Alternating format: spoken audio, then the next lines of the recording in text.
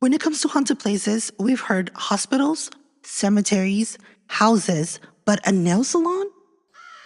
Hi, my witchies. Welcome to the Witch Talk Tales podcast. I'm Megan. If you're new here, we talk about haunted places, true crimes, urban legends, scary stories, histories, and also paranormal videos of Fresno. So if you guys are from Fresno, or if you are around the Central Valley and you want to hear scary stories and haunted places, why not subscribe?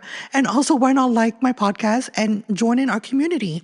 Now, before I do, viewer discretion and audio discretion is advised. We will be talking about someone passing away, self-harm in a garage, and among other topics. But with that being said, don't forget to like and subscribe, and let's get straight into the podcast because I love scary stories. But when I heard about the nail salon one, who would have thought a nail salon can be haunted? So if you're from Fresno, listen to this. My friend told me a scary story that had happened to her. She said she was staying at her boyfriend's house at the time, and when she was staying there, it was getting late. It was probably like 11:56 or 11:54. So she went to the kitchen to go get a cup of water. Well, as soon as she grabbed the cup of water, she came back into the living room, and to the corner of her left, or I believe right, she said there was an old grandfather's clock. I think that's how you say it, right? A grandfather's clock. She described it as it was wooden. It was this big old tall clock. She said you can hear like these mechanical sounds, but it wasn't coming from the clock. She wasn't sure. And so she was like, okay, I'm just going to walk away. But as soon as she started walking away, she heard the grandfather's clock hit 12 and it started making those dong, dong sounds. She said when she looked up at the grandfather's clock, she saw not one, not two, but three spirits sitting at each corner of the grandfather's clock. And she kind of like dismissed it, but she was like, nah. She thought it was too late. She was probably half tired, so she didn't know what to think of it. Well, the next day she told her boyfriend about the clock, and she asked the boyfriend, like, hey, like, where did you get this clock from? Was it a family heirloom? Like, where'd you guys get this clock? The boyfriend responded and said that the parents got it from an antique shop.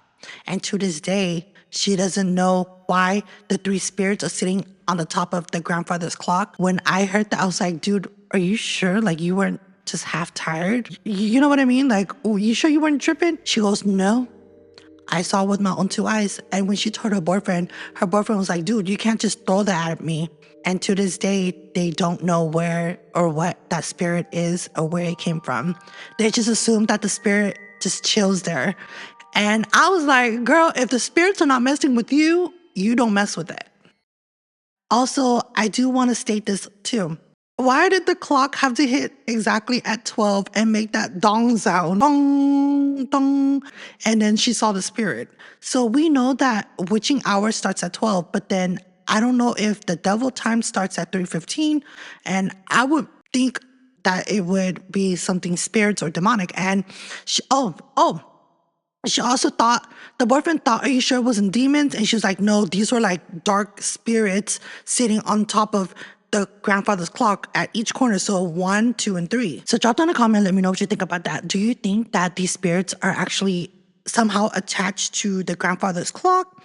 Or mind you, they did buy it from an antique shop, so it had to belong to a previous owner. What if the previous owner had passed away and they were attached to the clock? But why would there be 3 spirits?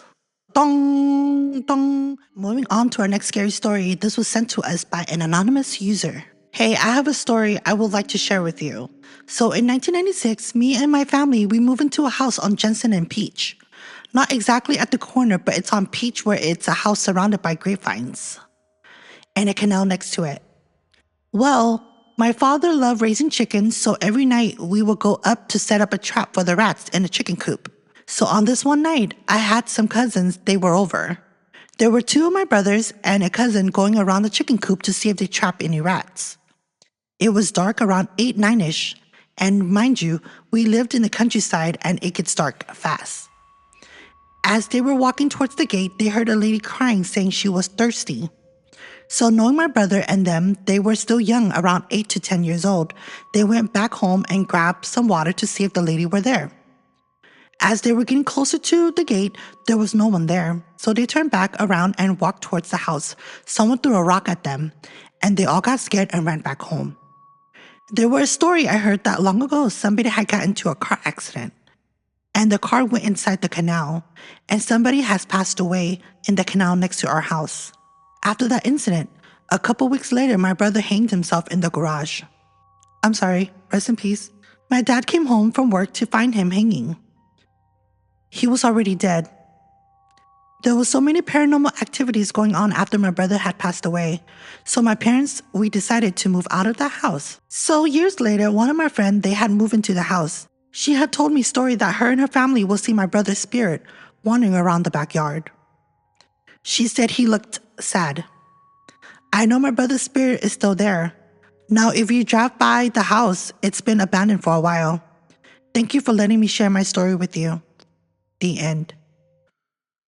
I am so sorry to the anonymous user that sent us that story. I can't believe that your brother passed away in that such a manner. And I don't mean this to be insensitive or anything. It's just more of like, why did your brother did that to himself? Was it because the girl, well, first of all, the girl came to ask for some water and then she disappeared and then someone threw a rock at them. And then a couple days later, he passed away in the garage. What if the spirit somehow was haunting your brother and then made him do that? I don't know if it's true. This is just from my intake. And again, don't take my word for it. I am so sorry that happened to your brother. May he rest in peace. So this house on Jensen and Peach, you said that it was in, not close at the corner, but like way in the back.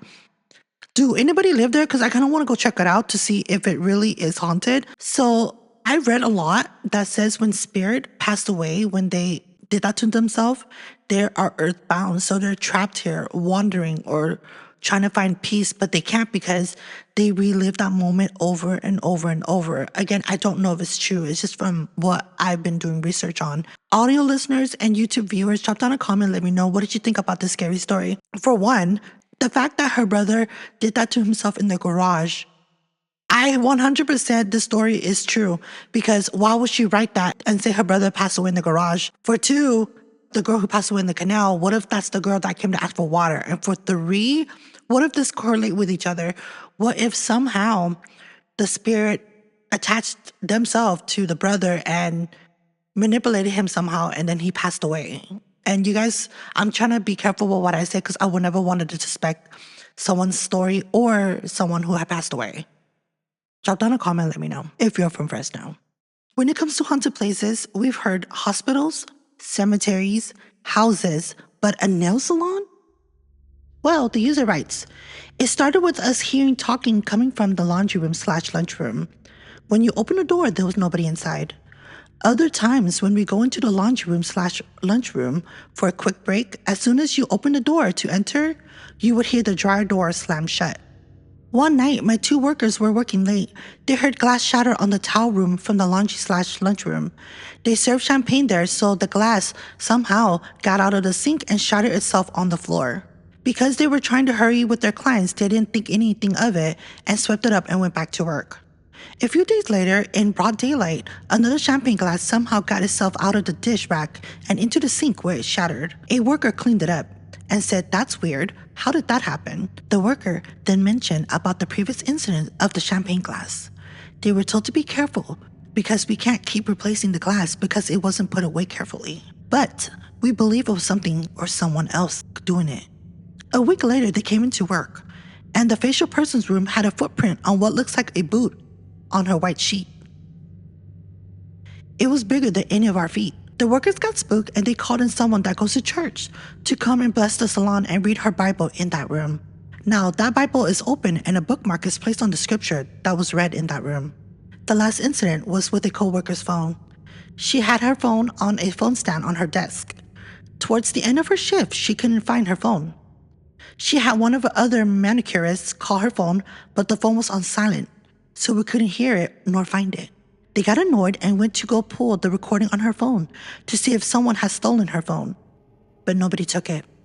What we saw instead was her phone jumped, wiggled itself off of the phone stand, dropped on her desk, then slid in between the two desks and got lodged in between the two small desk space. We were like, what the hell? There's no way that happened naturally. I've never seen a phone do that. It probably did that because we called it so many times and that vibration did that, moved the phone the way it did between the two desks. We said, well, let's do a Mythbuster put her phone back on the stand, and we all take turns calling and texting to see if it moved like that again. Another person was like, that's stupid. There's no need.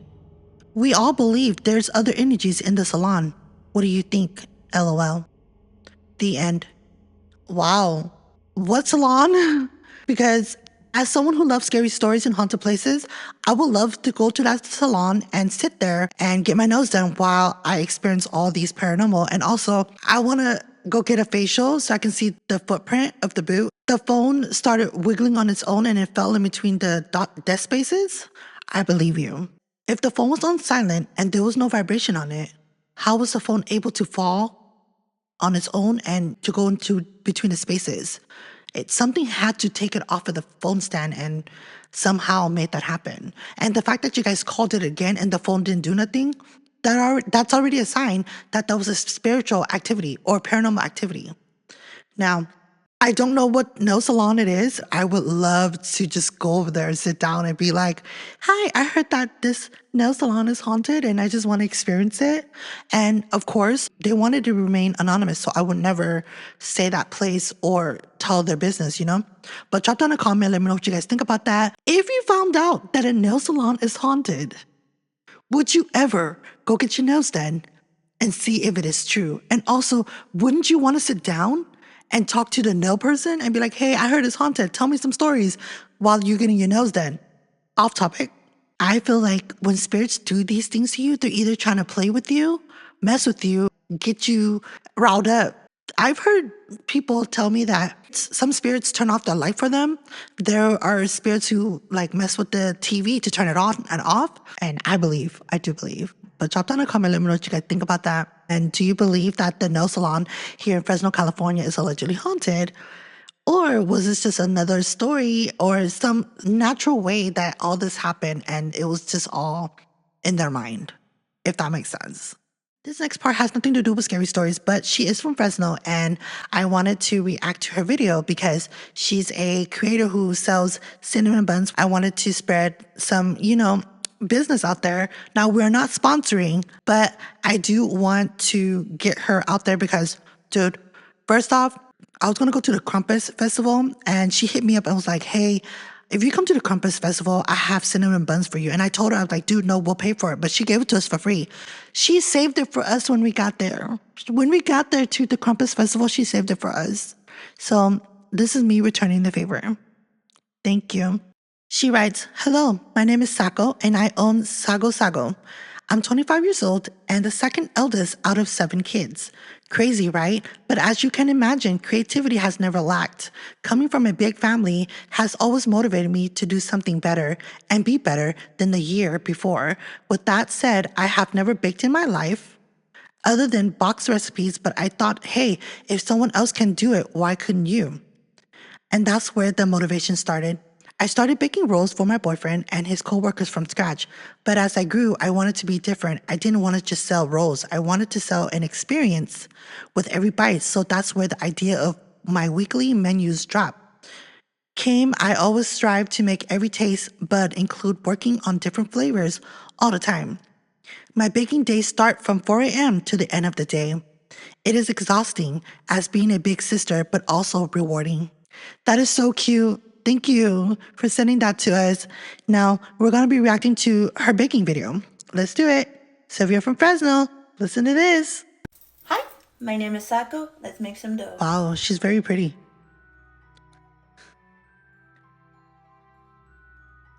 I bet you it takes a long time to create this. She says she worked 4 a.m. to start this and just the motivation. I love this. Oh my God, that looks so good. When we had it, she told us, she was like, make sure you put it to 23, 25 degrees. And we did, and it was still delicious.